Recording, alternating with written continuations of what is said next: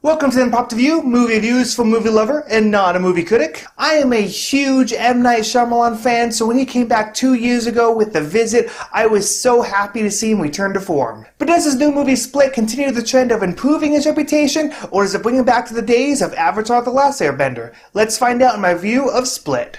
James McAvoy plays Kevin, a man with dissociative identity disorder who has 23 different identities within him, but when a 24th begins to rear its head, it proves to be too much for him, all of his personalities, and the 3 teenagers he abducts. Like always, I start with talking about the good. James McAvoy is incredible. I absolutely love movies where a single person plays multiple parts, multiple characters. Now granted, we don't see all 23, but the ones that we do see are all unique, interesting, and amazing. There were many scenes in this movie where it's an uninterrupted shot on James McAvoy's face or body as he's beginning to talk to himself and change characters. When he changes from male to female, dominant to submissive personalities, it is all fantastic and incredible. To me, that was the highlight of the movie and one of the best performances of just being able to capture all of those different personalities. It was just great. I like the idea how they built this character and how the 23 different personalities are kind of afraid of some of the others. And the ultimately getting ready for this new personality, this 24th to come out, is just this really exciting and intense thing, not knowing what's going to happen, not knowing what it's going to be like. And then having the 3 teenagers trapped and having to change how they react to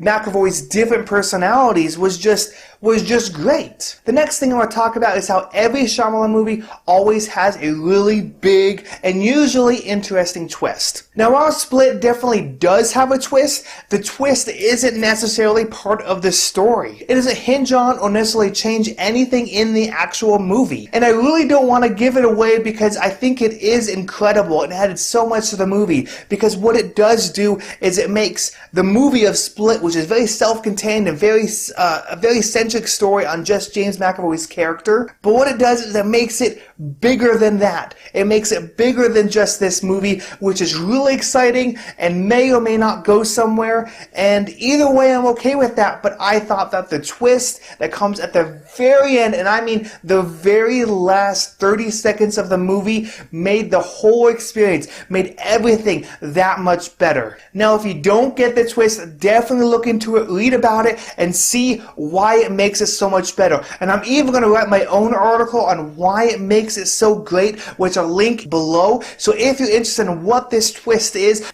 definitely give it a shot and see why it made it so incredible. Now with all that being said, we do have to move on to the Now while I did overall love the story of Split, there were 3 different plots and subplots that were kind of coming together. And while overall they were good, there were just some that I cared a little bit less about, and I see why they were important. I just don't think they were as good as the main plot or as maybe some of the others. And on that note, I also felt that the first half of the movie was significantly better than the second half. The first half had a certain tone, a certain feeling, that when it came to the second half, it was just so different, it was so stark of a change, that I just felt a little bit like the first half was much better, was really good, really solid, and by the end it kind of died off a little bit for me. And lastly, we have to move on to the ugly. Luckily, there's only one thing that I thought was ugly, and that was most of the side characters. The 2 main actors of James McAvoy and Anya Taylor-Joy did a fantastic job. I love their performance, I love everything about them, but everyone else in the movie was either bad or horrible. One of the other captured teenagers in the movie was not only a bad actress,